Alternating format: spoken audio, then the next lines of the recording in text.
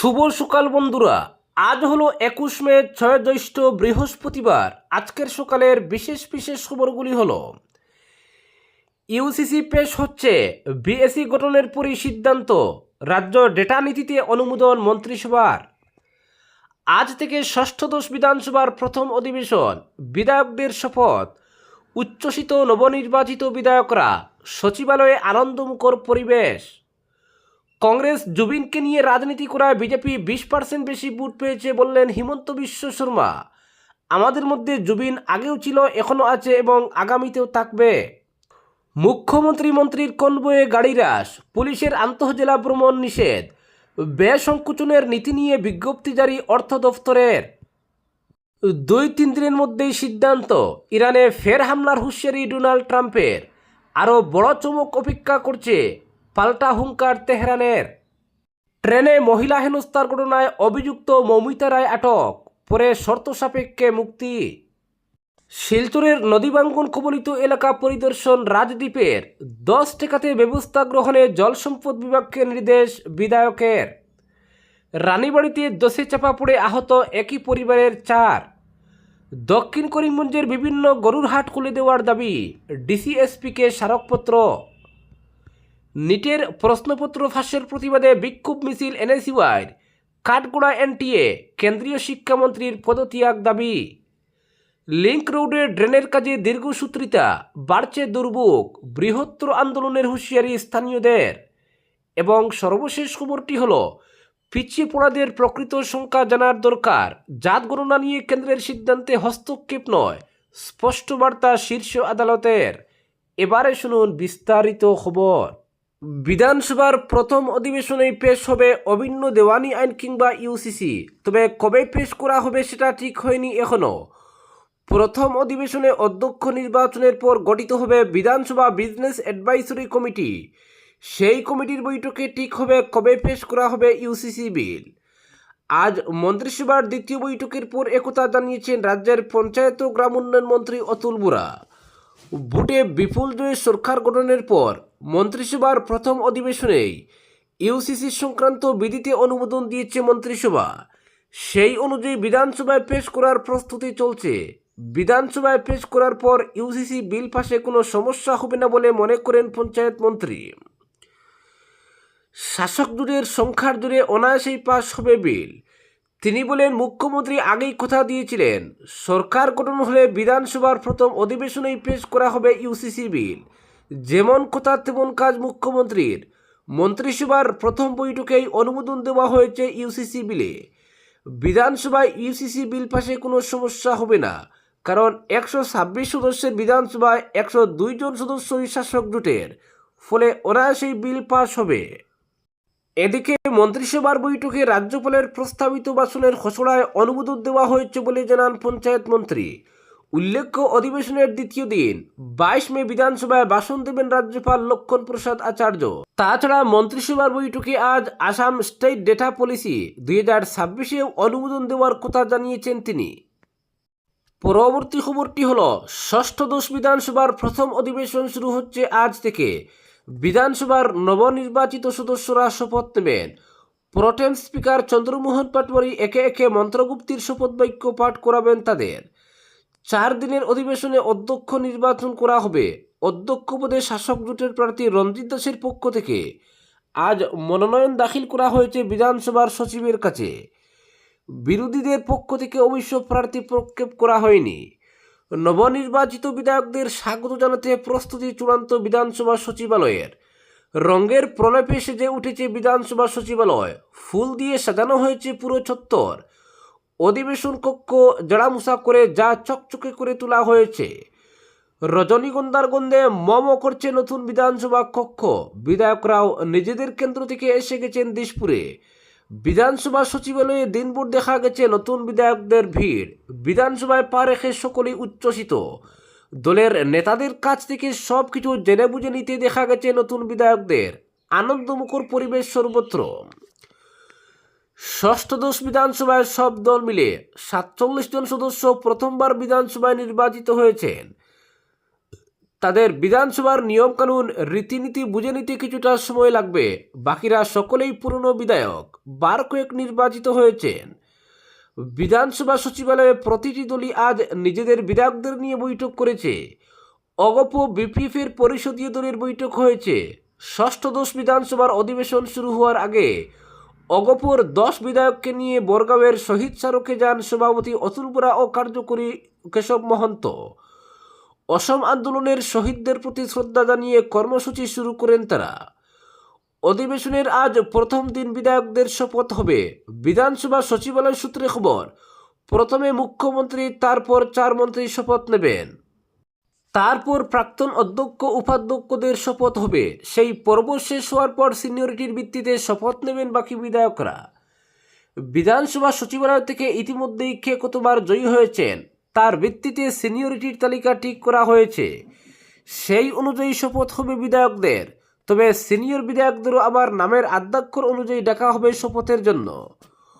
প্রথম দিন শপথের কার্যসূচি শেষ হওয়ার পর অধ্যক্ষ নির্বাচন হবে। অধ্যক্ষ পদের জন্য এনডিএর প্রার্থী হচ্ছেন রঞ্জিত দাস। বুধবার তার পক্ষ থেকে বিধানসভার সচিবের কাছে মনোনয়নপত্র দাখিল করেছেন পীযূষ হাজারিকা, অতুল বোরা এবং চরণ বড়ো। বিধানসভার সংখ্যা তত্ত্বের জুড়ে এনডিএর প্রার্থীর জয় নিশ্চিত। ফলে আগামী 5 বছরের জন্য বিধানসভার স্থায়ী অধ্যক্ষ হতে যাচ্ছেন রঞ্জিত দাস।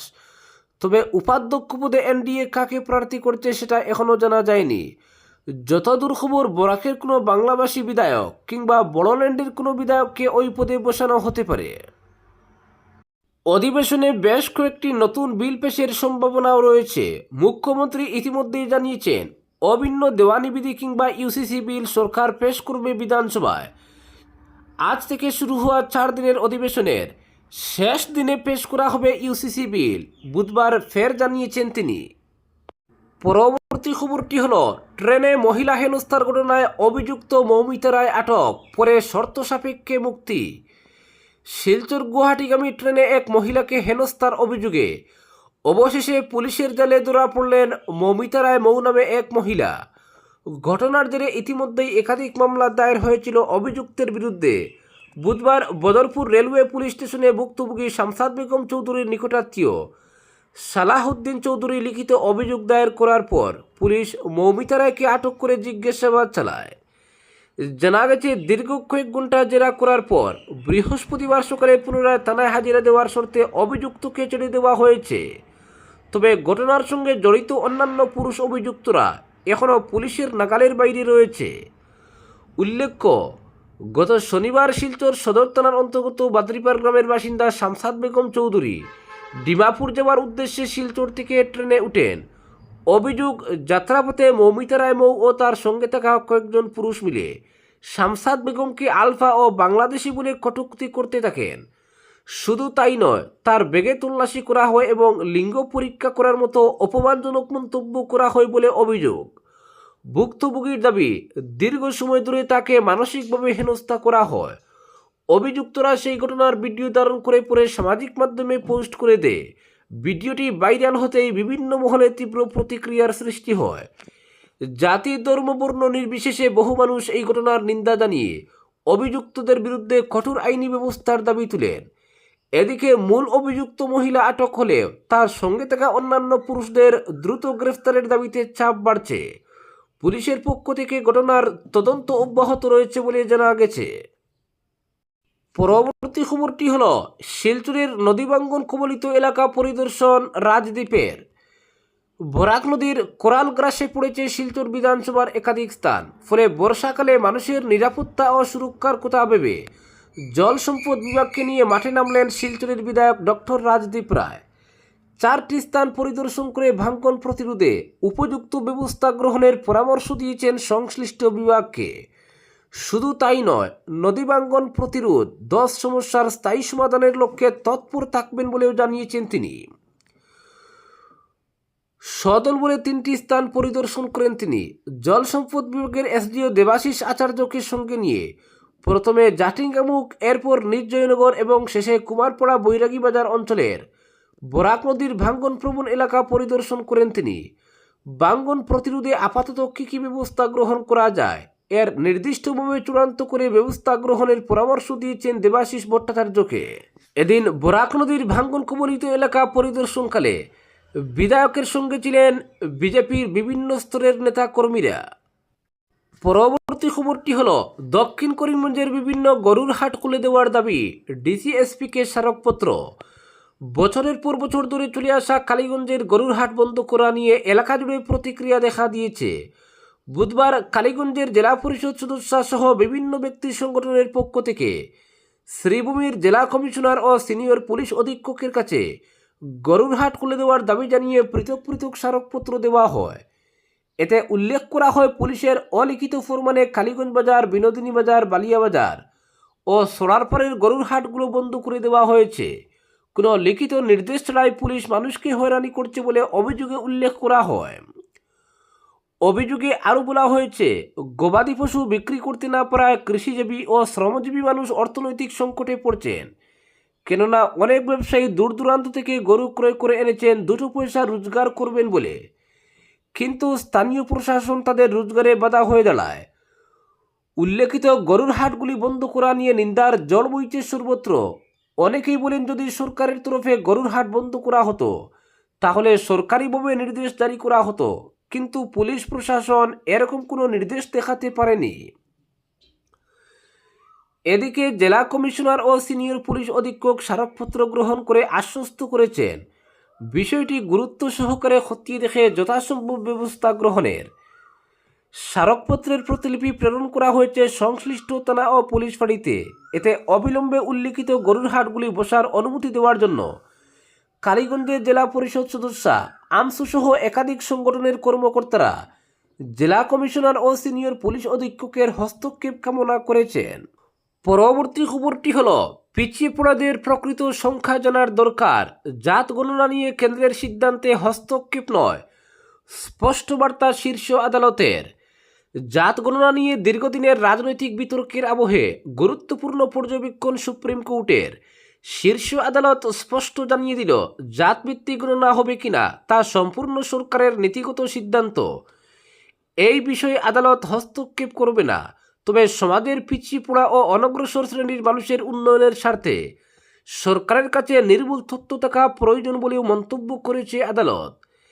এবছর সাধারণ জনগণনার পাশাপাশি জাতভিত্তিক গণনার সিদ্ধান্ত ঘোষণা করেছে কেন্দ্রীয় সরকার। সেই সিদ্ধান্তকে চ্যালেঞ্জ জানিয়ে সুপ্রিম কোর্টে একাধিক আবেদন জমা পড়ে।